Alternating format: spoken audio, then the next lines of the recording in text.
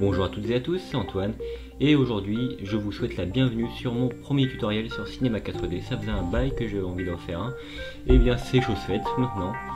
Juste avant qu'on attaque la modélisation, je voudrais vous présenter un site qui s'appelle 100 000 Stars, qui est un site vraiment bien foutu pour les passionnés d'astronomie, et ça change un peu de Google Earth, et on peut vraiment aller dans toute la galaxie. C'est ça qui est vraiment super intéressant, de se rapprocher le plus possible de notre soleil et voir notre système solaire. C'est vraiment super bien. Voilà, c'est tout. Et bien maintenant on va commencer sur Cinema 4D avec les bases de la modélisation.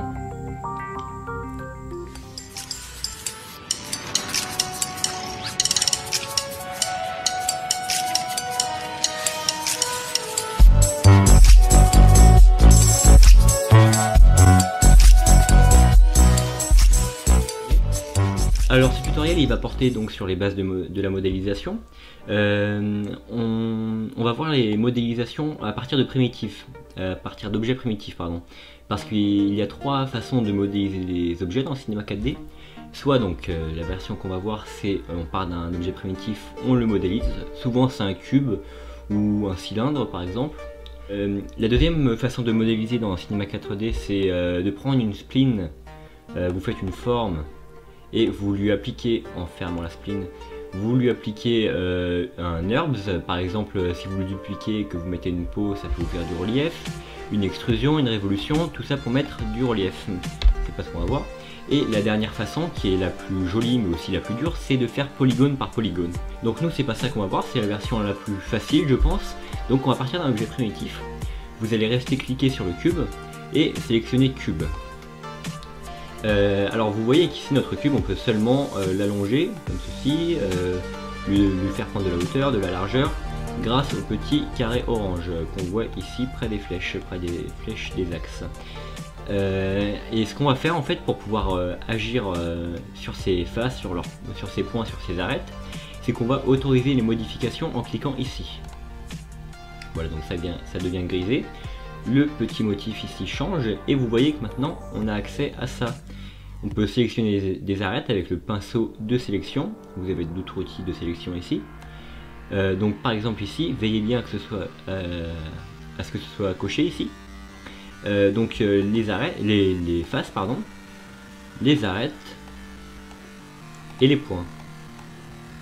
Alors nous on va se concentrer sur les faces. Et pour modéliser, donc pour sculpter cet objet, on va se concentrer sur donc les bases, sur les extrusions, le couteau, le biseau et le remplacement d'un trou polygonal. Alors ça a l'air compliqué comme ça, mais vous allez voir que c'est plutôt facile. Alors on va commencer par l'extrusion interne. Vous allez dans maillage ici, vous cliquez, et ensuite vous allez dans outils de création, extrusion interne. Vous cliquez, et là vous allez cliquer n'importe où, en veillant bien à ce que votre face soit sélectionnée. Vous allez cliquer n'importe où sur l'écran, même sur votre face, vous allez rester cliquer, et là vous allez ramener vers vous la souris. Vous pouvez également l'écarter, mais là on va ramener vers nous la souris, et vous voyez que maintenant le rectangle est devenu plus petit, et que l'on a des bords en dessous.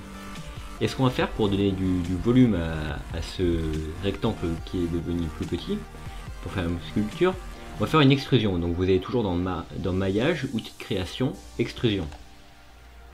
Et vous allez encore une fois cliquer n'importe où à côté, et vous allez bouger vers le bas par exemple, ou vers le haut, comme ceci. Alors il faut savoir que c'est un peu compliqué des fois de faire ça à la souris, donc vous avez ici décalage, et si vous mettez en positif par exemple 25, vous allez avoir une sculpture vers le haut, et si vous mettez en négatif en revanche, moins 25, c'est un nouveau clavier, j'ai un peu de mal, moins 25, et bah vous allez avoir une sculpture vers le bas naturellement. Et donc déjà on peut faire des formes assez intéressantes avec ces deux outils pardon. Donc tous les outils que vous avez utilisés précédemment, vous les retrouvez ici dans un menu de raccourcis. Donc on va resélectionner l'extrusion interne par exemple, vous allez refaire un carré, une autre extrusion comme ceci, encore une extrusion interne, une autre extrusion. On peut voir qu'on commence déjà à avoir des formes qui peuvent être intéressantes pour vos objets. Voilà, si vous faites une extrusion assez grande, vous pouvez aussi bouger avec les flèches. Vous pouvez aussi faire des extrusions vers l'extérieur, comme ceci. Et on peut voir qu'on a quand même des formes qui commencent à apparaître. Un autre objet qu'on va voir maintenant, toujours dans maillage, outil de création, c'est le biseau. Vous sélectionnez le biseau. Et donc là, de la même manière, vous allez cliquer toujours à côté. Vous restez cliqué et vous allez faire un biseau. Ce qui va en fait casser les bords de votre objet. Et si vous êtes sur une version antérieure à Cinema 4DR15, pardon, vous n'aurez pas sur la R14, je ne sais pas si ça y est, mais vous n'aurez pas les petites arêtes jaunes qui permettent de manipuler plus facilement le biseau, mais c'est pas grave, vous pouvez faire sans. Vous avez toujours les paramètres quand vous sélectionnez un outil, vous avez toujours tous les paramètres qui sont ici en bas à droite. L'outil qu'on va encore découvrir maintenant, c'est le couteau, qui est en fait un outil qui nous permet de rajouter des arêtes, parce que vous voyez que ici, là on a juste un rectangle. Si on veut faire un peu plus, il faut tout simplement sélectionner le mode ligne par exemple, vous cliquez, vous restez appuyé et vous faites comme ceci. Et là vous voyez qu'on a une arête qui est apparue. Si on veut jouer avec différents paramètres, par exemple si on veut décocher limiter la sélection, vous verrez que notre ligne va sortir de la sélection en jaune. Regardez, voilà. Et si on est sorti de la sélection, on peut aussi décocher limiter aux éléments visibles, ça fait le même effet qu'avec le pinceau de sélection. Et donc le dernier outil qu'on va voir, c'est fermer le trou polygonal. Si par exemple, j'ai pas fait exprès, j'ai supprimé, voilà, j'ai supprimé un polygone et je veux le remplacer, et bah vous allez dans toujours maillage, outil de création, fermer le trou polygonal, et vous allez tout simplement aller sur les bords de votre ancien polygone, vous cliquez et voilà, ça vous refait le même polygone.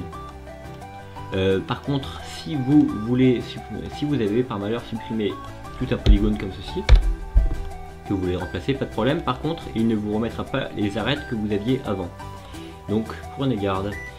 Et voilà, je pense que c'est là-dessus qu'on va se laisser. Si vous avez des questions, n'hésitez pas à me les mettre dans les commentaires, j'essaierai d'y répondre autant que je peux. Mettez un like si ce tutoriel vous a plu, c'est mon premier. Et bah sur ce, je vous donne rendez-vous à la prochaine vidéo. N'hésitez pas à vous abonner à la chaîne et visiter mon site web et mon Twitter. Salut!